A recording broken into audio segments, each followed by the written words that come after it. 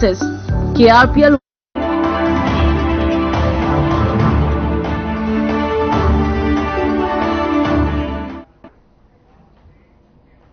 नमस्कार, स्वागत है आपका बड़ी खबर में। दिन की 4 बड़ी खबरें लेकर मैं हाजिर हूं आपके साथ गौरव राजेंद्र। पहली बड़ी खबर चंडीगढ़ से है, जहां सीएम नायब सिंह सैनी ने प्रेस कॉन्फ्रेंस की। इस दौरान सीएम ने विरोधियों पर जमकर निशाना साधा। दूसरी खबर दिल्ली से है, जहां कांग्रेस स्क्रीनिंग कमेटी की बैठक हुई। तो वहीं तीसरी खबर में बात करेंगे जो कि सिरसा से है, जहां दौरे पर पहुंचे इनेलो विधायक अभय चौटाला ने बीजेपी और हुड्डा पर जमकर निशाना साधा।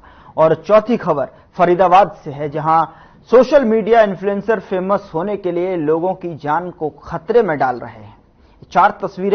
4 बड़ी खबरें की तस्वीरें आपके टेलीविजन स्क्रीन पर, जिसमें क्या आज जो है सिलसिलेवार तरीके से हम चर्चा करेंगे।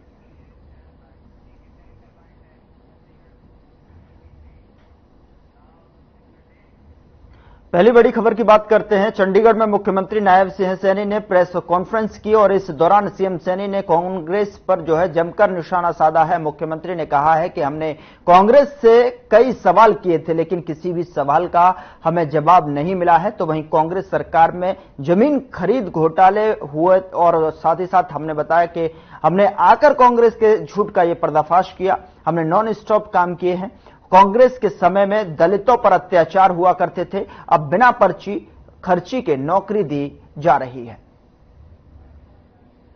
पैसा किसान ने फसल बेची, 72 घंटे के अंदर उसके खाते के अंदर पैसा पहुंचाने का काम हमारी सरकार ने किया है और लगभग 1,12,000 करोड़ रुपया डायरेक्ट किसानों के खाते के अंदर हमारी सरकार ने पहुंचाने का काम किया है। किसानों को असुविधा नहीं होने दी और अगर 72 घंटे से ज्यादा हुआ उसके ऊपर ब्याज सहित किसान को पैसा पहुंचाने का सह सम्मान हमारी सरकार ने काम किया है। और मैं आपको बताना चाहता हूं, कांग्रेस के समय में सिर्फ 2 फसलें ही, वो भी केंद्र खरीदता था। ये तो व्यवस्था करते थे, धान और जीरी की फसल केंद्र खरीदता था, ये व्यवस्था करते थे। परंतु हमारी सरकार के अंदर इन 10 वर्षों में किसान की 100% फसल एमएसपी पर खरीदने का काम हमारी सरकार कर रही है। 14 अन्य फसलें पीछे था। अब हमने निर्णय किया है कि हम 24 फसलें जो ये हमारे हरियाणा के अंदर होती हैं सारी की सारी एमएसपी पर खरीदने का काम करेंगे।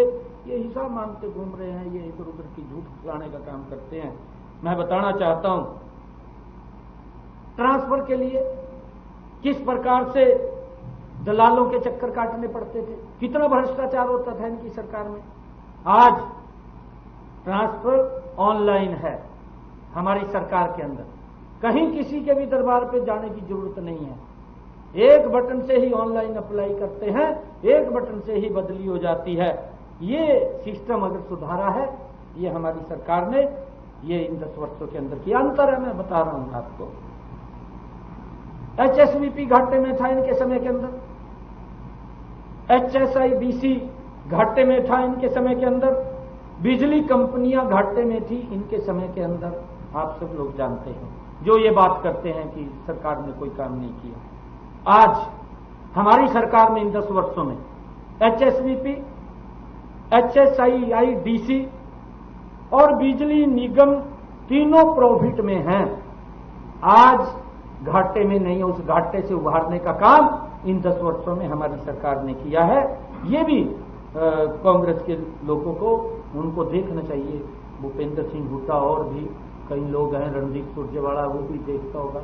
अगर कहीं प्रेस में सुन रहा होगा तो इन बातों का जवाब दे, क्योंकि वो बहुत ज्यादा एक्सपर्ट है। उस सरकार में साझीदार था वो सरकार के अंदर तो मलाई खाने के अंदर तो खाता था वो, तब तो बोलता नहीं था, तब तो उसको दिखाई नहीं देता था कि वही युवा पर्ची से लग रहा, खर्ची से लग रहा, कैसे लग रहा। तब तो आंखा बंद करे बैठा था, ही बजा उसकी आंखें खुली भी क्या हो रहा क्या नहीं हो रहा।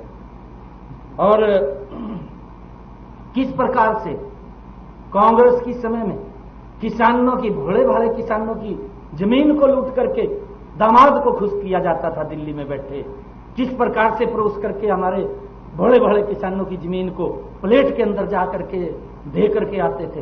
ये भी जाता था बिल, सुरजेवाला भी कहा यहाँ दे दे भाई, लग्जरी होटल के अंदर जाएगा, देते थे ये आज इस प्रकार की बातें कर रहे हैं। एक भी इंच जमीन किसान की हमारी सरकार में एक्वायर नहीं हुई है। भाइयों, इस बात को भी मैं कहना चाहता हूं। दलितों के ऊपर किस प्रकार का अत्याचार, ये इन 10 वर्षों में इनकी सरकार के अंदर, चाहे मिर्चपुर का कांड है, चाहे गोहाना का कांड है, इनकी सरकार के अंदर क्या हालात हुए हैं, कोई भूला नहीं है। हमारी सरकार के अंदर ना तो दलितों का ना किसानों के ऊपर किसी प्रकार का कोई गोली का कांड हुआ हो, किसी प्रकार का नहीं हुआ। जिस प्रकार का इनकी सरकार के अंदर किसानों के ऊपर भी गोलियां चलाई गई। और मैं बताना चाहता हूं, किसानों को मुआवजा, मैं कई बार मैं बोलता हूं, परंतु आज मैं थोड़ा सा वो प्रूफ लेके आया हूं, मैं दिखाना चाहता हूं। आप लोग कहेंगे भी ये शायद झूठ बोल रहे हैं।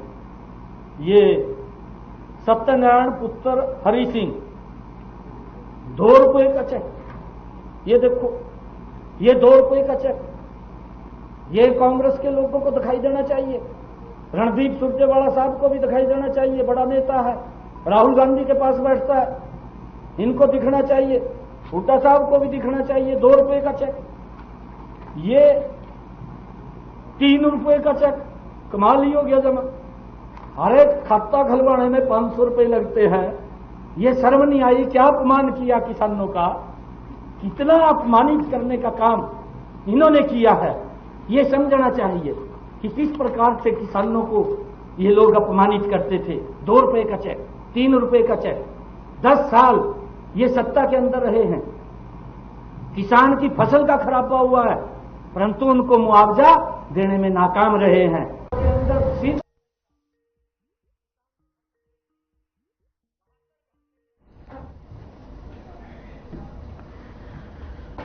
चंडीगढ़ में सीएम नायब सिंह सैनी ने प्रेस कॉन्फ्रेंस कर जो है कांग्रेस पर जोरदार हमला बोला है। साथ ही साथ अपने कामों को भी इस प्रेस कॉन्फ्रेंस के माध्यम से गिनाया है और साथ ही कांग्रेस पर भी सवाल दागे हैं कि जिससे कि कांग्रेस से उन्होंने साफ तौर पर कहा कि हमने कई सवाल पूछे लेकिन एक भी जवाब नहीं आया। साथ ही साथ उन्होंने कहा कि कांग्रेस ने विकास पर फुल स्टॉप किया है और बीजेपी ने विकास नॉन स्टॉप किया है। तो हमारी सरकार ने 12 मार्च को शपथ ली थी।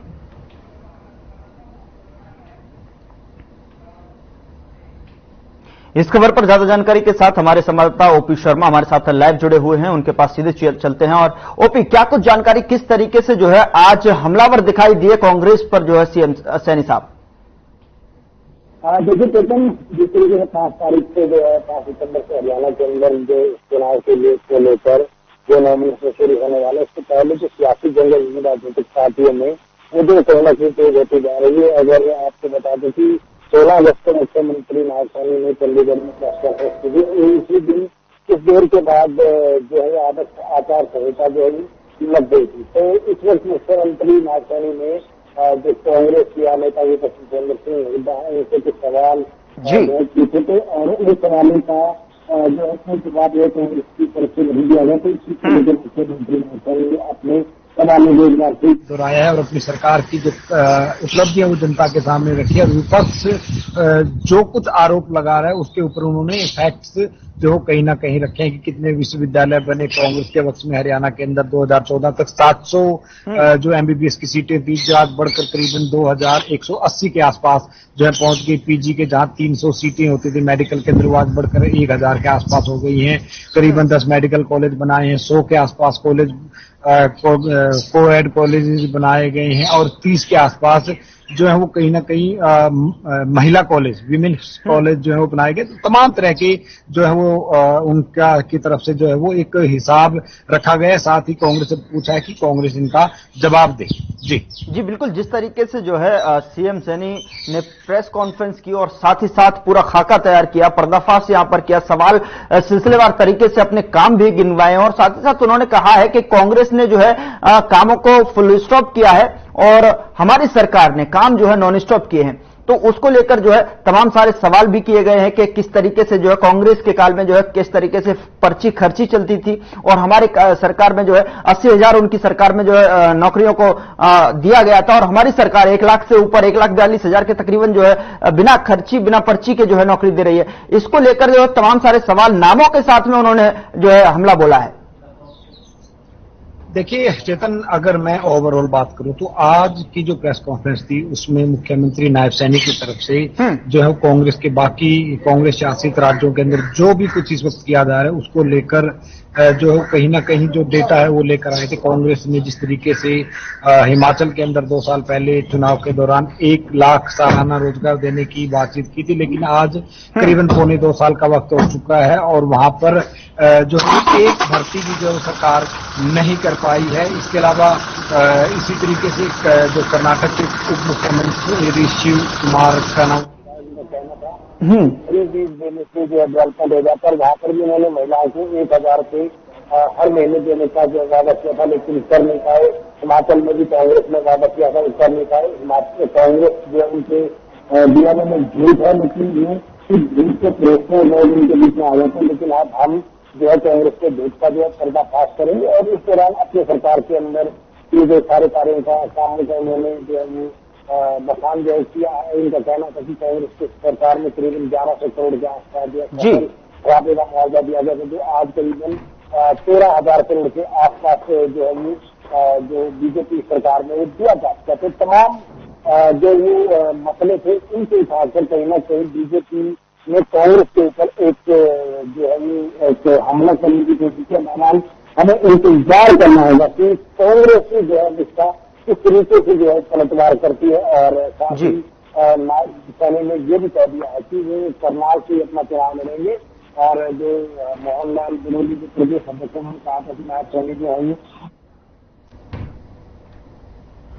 चलिए, बहुत बहुत शुक्रिया तमाम जानकारी साझा करने के लिए। ओपी तो हमारे साथ ओपी शर्मा जुड़े हुए थे जो कि बता रहे थे कि किस तरीके से सीएम सैनी आज प्रेस कॉन्फ्रेंस के माध्यम से जो है कांग्रेस पर हमलावर दिखाई दिए हैं। फिलहाल अगली खबर की तरफ बढ़ते हैं। जैसे जैसे चुनावी तारीख नजदीक आ रही है वैसे वैसे अभी पार्टियों ने भी चुनाव को लेकर कमर कस ली है। कांग्रेस भी हरियाणा में लोकसभा चुनाव में अच्छा प्रदर्शन करने के बाद अब विधानसभा चुनाव में जीत के लिए तैयारी कर रही है। इसी कड़ी में हरियाणा विधानसभा चुनाव को लेकर कांग्रेस पार्टी की स्क्रीनिंग कमेटी की मीटिंग आयोजित हुई है और इस बैठक में प्रदेश कांग्रेस से स्क्रीनिंग कमेटी के सभी सदस्य मौजूद हुए और साथ ही आपको बता दें कि स्क्रीनिंग कमेटी की बैठक में प्रदेश कांग्रेस स्क्रीनिंग कमेटी के बनाए गए पैनल पर चर्चा हुई।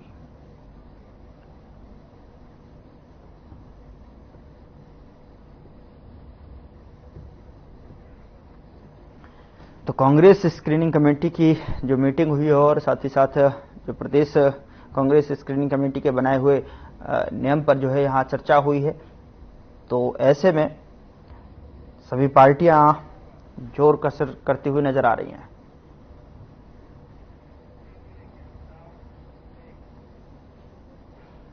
अगली खबर का रुख करते हैं तो वहीं सिरसा में इंडियन नेशनल लोकदल के राष्ट्रीय प्रधान महासचिव अभय सिंह चौटाला ने कहा कि ईडी की ओर से अगर पूर्व सीएम भूपेंद्र सिंह हुड्डा की संपत्ति कुर्क करने के बावजूद बीजेपी उनके खिलाफ कार्रवाई नहीं करती है तो उनकी बात पर पूरी तरह से मोहर लगेगी कि भाजपा और भूपेंद्र सिंह हुड्डा एक दूसरे से मिले हुए हैं। वे शुक्रवार को गांव मल्लिका में मीडिया कर्मियों से रूबरू हुए। उन्होंने कहा कि इनेलो आगामी विधानसभा चुनावों को लेकर पूरी तरह से तैयार है। आगामी 1 सितंबर को कुछ सीटों पर, 5 सितंबर को हरियाणा की सभी सीटों पर गठबंधन के उम्मीदवारों के नाम घोषित किए जाएंगे।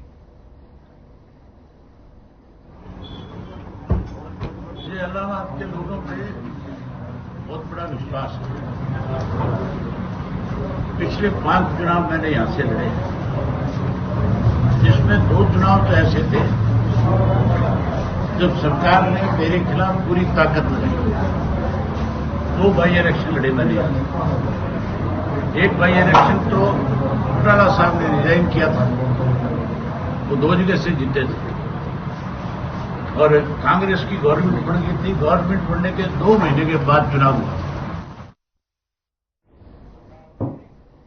अगली बड़ी खबर का रुख करते हैं। फरीदाबाद में सोशल मीडिया इन्फ्लुएंसर ने तेज गति से गाड़ी चलाते हुए बाइक सवार को टक्कर मार दी, जिसका वीडियो वायरल हो गया है। इस वीडियो में साफ देखा जा सकता है कि किस तरह से तेज गति से गाड़ी चलाते हुए सोशल मीडिया इन्फ्लुएंसर ने एक बाइक सवार को टक्कर मारी और बाइक सवार गिर गया।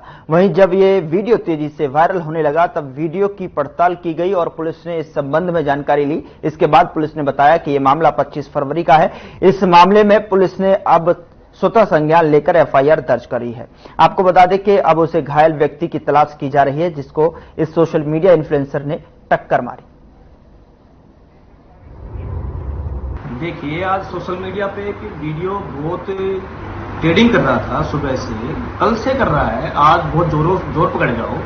तो फरीदाबाद पुलिस की जानकारी में ये बात आई तो पुलिस ने इस मामले को ट्रेस आउट करते हुए पाया कि ये जो रजत ड्राइवर है, रजत दलाल है, ये गाड़ी को ड्राइव कर रहा है बहुत फास्ट स्पीड में और ये मामला थाना सराय थाना के अंतर्गत पड़ता है। और पुलिस ने स्वयं ही इस मामले पे वीडियो पे संज्ञान लेते हुए उसके खिलाफ धारा रफ ड्राइविंग के अंतर्गत यानी कि 279 धारा आईपीसी, क्योंकि मामला 25/2/2024 का है, तो आईपीसी धारा के अंतर्गत इसके खिलाफ पर्चा दर्ज किया जा रहा है। फिलहाल बुलेटिन में इतना ही। नमस्कार।